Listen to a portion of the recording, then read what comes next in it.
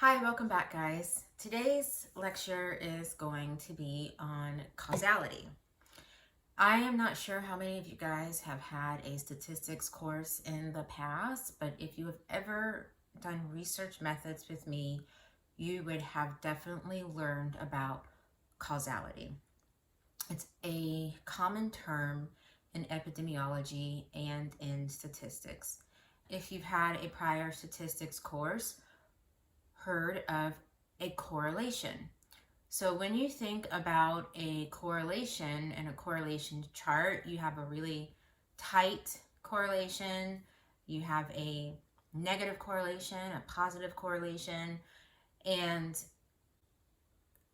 just because two variables or two factors correlate, or that you identify a pattern that consistently happens over and over again, it does not mean causality. What I want you to remember is that correlation does not imply causality. So say that with me. Correlation does not imply causality.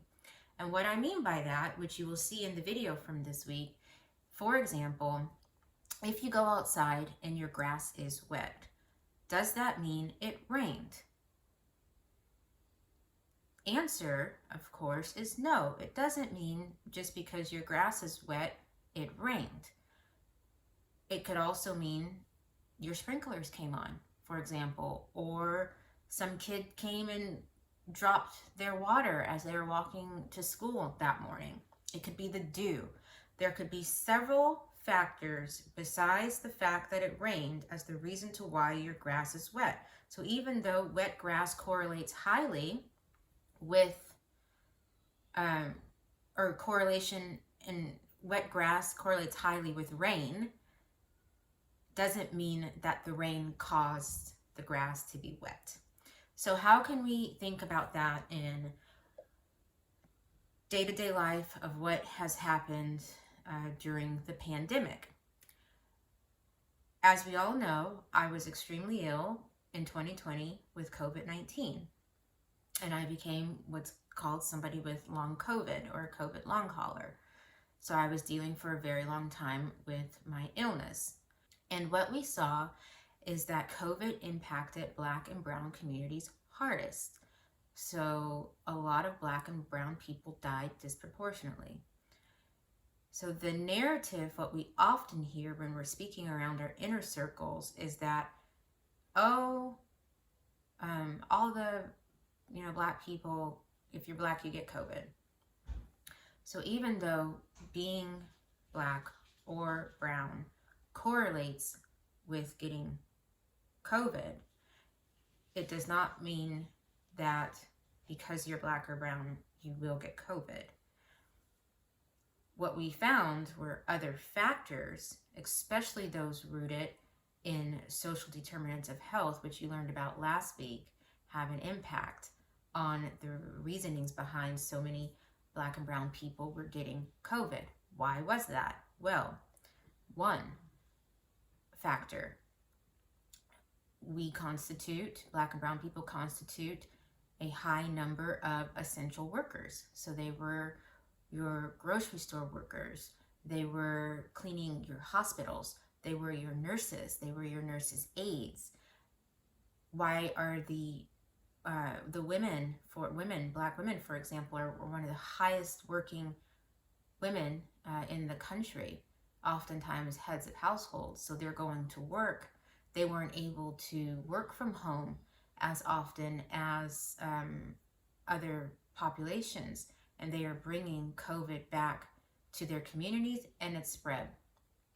Another reason, besides being predominantly in the essential worker and frontline worker subset,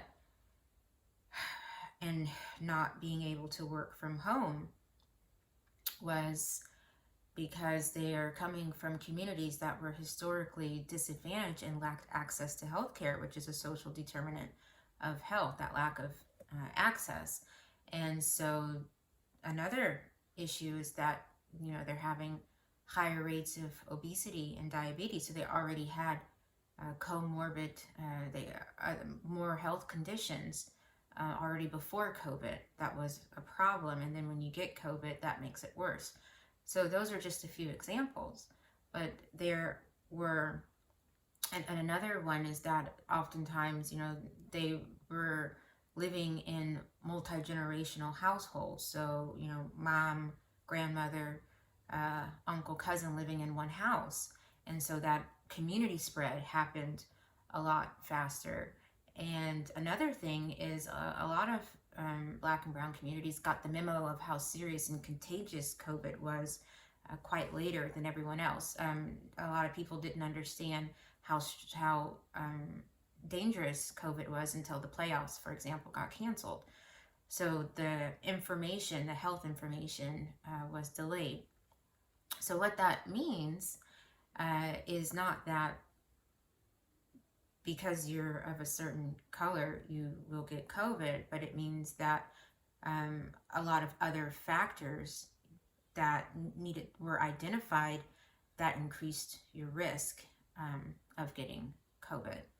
So this week, I want you to go around online, the internet, and do a search on the plethora of interviews that I've given, because I took up becoming an advocate for long COVID patients when I realized that I was myself a long COVID person and we weren't being heard and we weren't being listened to, that we existed.